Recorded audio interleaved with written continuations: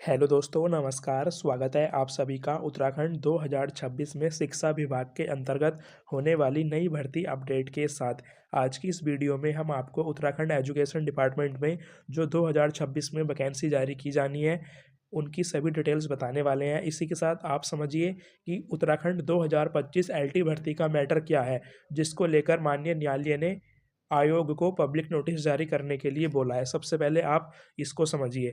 2025 में उत्तराखंड में एलटी की 1544 सीटें जारी की गई थी, जिसमें से आयोग ने 1347 प्लस स्टूडेंट को इसमें ज्वाइनिंग लेटर दिया।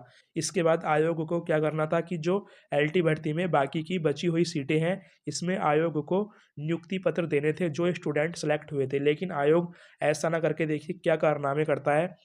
आयोग बची हुई सीटों पर स्टूडेंट को नियुक्ति पत्र ना देकर डबल बेंच में जाता है, मतलब माननीय न्यायालय में जाता है। और क्यों जाता है? आयोग को अपने ही 2 प्रश्नों पर आपत्ति थी। खुद से ही प्रश्न बना रहा है, खुद ही डिलीट कर रहा है और खुद ही आपत्ति दर्ज करा रहा है। आयोग द्वारा प्रश्न को डिलीट कर दिया जाता है। इसके बाद कुछ स्टूडेंट जिनका सिलेक्शन 1 या 2 नंबर से नहीं हो पाया, वह जाते हैं माननीय न्यायालय।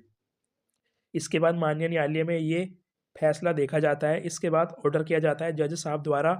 माननीय न्यायालय का ऑर्डर है कि यह 2 प्रश्न उत्तर डिलीट किए जाएं और उनके बोनस अंक सभी स्टूडेंट को दिए जाएंगे और रिजल्ट रिवाइज किया जाएगा। ये देखिए, जो माननीय न्यायालय ने ऑर्डर दिया है कि आप फिर से एक रिवाइज रिजल्ट जारी कीजिए। अगर रिवाइज रिजल्ट जारी होता है तो जो स्टूडेंट सेलेक्ट हो चुके हैं उनके भी तो नंबर ऊपर नीचे हो जाएंगे, तो उनमें से कुछ स्टूडेंट भी बाहर हो सकते हैं। दूसरी तरफ अगर 2 नंबर बढ़ते हैं तो जो स्टूडेंट 1-2 नंबर से बाहर हो गए थे, उनका सिलेक्शन होना है। तो यहाँ पर काफ़ी ऐसी स्थिति बन गई है, एक तरफ जहाँ पर स्टूडेंट को ऑलरेडी जॉइनिंग लेटर दिए जा चुके हैं और अभी तक वह अपनी 2 से 3 महीने की सैलरी भी ले चुके हैं। इसके बाद ऑर्डर किया जाता है कि आप एक बार फिर से रिवाइज़ रिजल्ट जारी कीजिए और इसके लिए आप एक पब्लिक नोटिस जारी कीजिए कि हम रिवाइज़ रिजल्ट जारी कर रहे हैं। लेकिन अब देखते हैं क्या होता है, क्योंकि यहाँ पर भी स्टूडेंट जो ऑलरेडी सेलेक्ट हो गए हैं, वो बेचारे अपनी मेहनत से सेलेक्ट होकर गए हैं। इसके बाद जो स्टूडेंट 1-2 नंबर से रहे हैं, इन बेचारे स्टूडेंट ने भी तो मेहनत की होगी।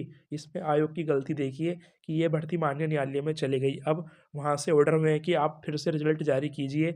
इसके बाद माननीय न्यायालय का 1 जून का ऑर्डर है, जिसमें माननीय न्यायालय ने बताया था कि आपने जो 1300 स्टूडेंट को जॉइनिंग लेटर दिए हैं, इसके बाद आप एक कट ऑफ जारी कीजिए। जो 1300 स्टूडेंट को जॉइनिंग लेटर दिए गए हैं, इनकी जो लास्ट की कट ऑफ थी, इसके बाद आप कट ऑफ जारी कीजिए और जो हाईएस्ट मार्क्स वाले स्टूडेंट हैं, आप उनको जॉइनिंग लेटर दे दीजिए। अब देखते हैं इसमें आयोग आगे क्या करता है। आयोग को 10 दिन का अल्टीमेट दिया गया है कि आप 10 दिन के भीतर एक पब्लिक नोटिस जारी कीजिए कि हम रिजल्ट में बदलाव कर रहे हैं और इस तरह से रिजल्ट जारी कर रहे हैं। तो ये था एलटी भर्ती का मैटर।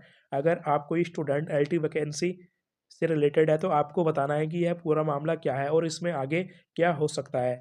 बाकी जो भी चीज़ें थी जो हमारी समझ में आई, हमने आपको बता दी हैं कि इसमें कुछ सीटें बच गई थी जहाँ पर आयोग को बचे हुए स्टूडेंट को जॉइनिंग लेटर देना था। लेकिन आयोग ऐसा ना करके अपने ही प्रश्नों पर आपत्ति दर्ज करता है माननीय न्यायालय में और न्यायालय द्वारा उन प्रश्नों के सभी को बोनस अंक देने की बात कही जाती है और रिवाइज रिजल्ट जारी करने के लिए बोला जाता है। अगर रिवाइज रिजल्ट जारी किया जाता है तो फिर मेरिट ऊपर नीचे हो सकती है। एक तरफ जहाँ पर स्टूडेंट सेलेक्ट हो चुके हैं और सैलरी भी ले चुके हैं, दूसरी तरफ जो स्टूडेंट बेचारे सेलेक्ट नहीं हो पाए। तो ये था पूरा मैटर। अब बात करते हैं जो 2026 में एजुकेशन डिपार्टमेंट में आपकी भर्ती होनी है, जिसमें पहली भर्ती प्रक्रिया चल रही है सहायक अध्यापक बेसिक प्राइमरी टीचर की 1617 पोस्टों पर, जिसकी आज काउंसलिंग चल रही है। आज यहाँ पर स्टूडेंट सेलेक्ट हो जाएंगे 1617। इसके बाद सहायक अध्यापक विशेष एजुकेशन, ये वैकेंसी भी आपकी फाइनल हो चुकी है। प्रवक्ता लेक्चरार की 808 पोस्टें आयोग द्वारा जारी की जा चुकी हैं, जिनका एग्जाम अप्रैल से होना स्टार्ट हो जाएगा।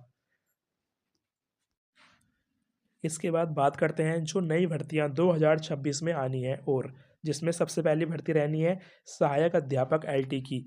1000 प्लस पोस्टों पर आपको एक बार फिर से नई एलटी वैकेंसी देखने को मिलने वाली है, जिसको लेकर जिलेवार जितने भी खाली पद हैं उनका विवरण मांगा जा रहा है डिपार्टमेंट द्वारा। इसके बाद एजुकेशन डिपार्टमेंट में ही आपको 324 पोस्टों पर लेखाकार कम सपोर्टिंग स्टाफ समग्र शिक्षा अभियान के तहत ये वैकेंसी आपको देखने को मिलेगी ग्रुप सी लेवल की 324 या फिर 350 पोस्टों पर।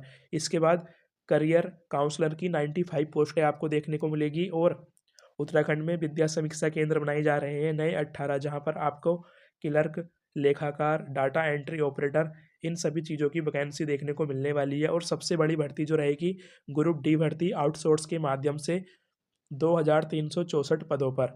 इसको लेकर देखिए मंत्री जी ने भी नाराजगी व्यक्त की थी कि अधिकारियों द्वारा इस भर्ती को लेट किया जा रहा है, लेकिन अभी तक इस पर कोई आगे की कार्रवाई नहीं हुई। अभी तक भर्ती जारी नहीं की गई है, केवल ये वैकेंसी आपकी अखबारों तक ही सिमट कर रह गई है।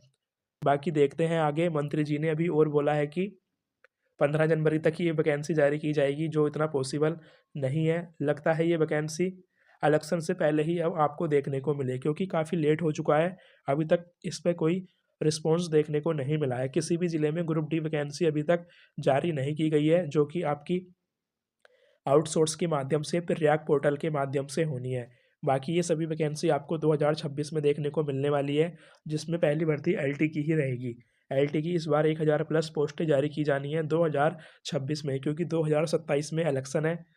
तो आपको ये सभी भर्तियां देखने को मिलने वाली हैं। बाकी आपको बताना है कि ग्रुप डी भर्ती की आपके पास कोई अपडेट है तो।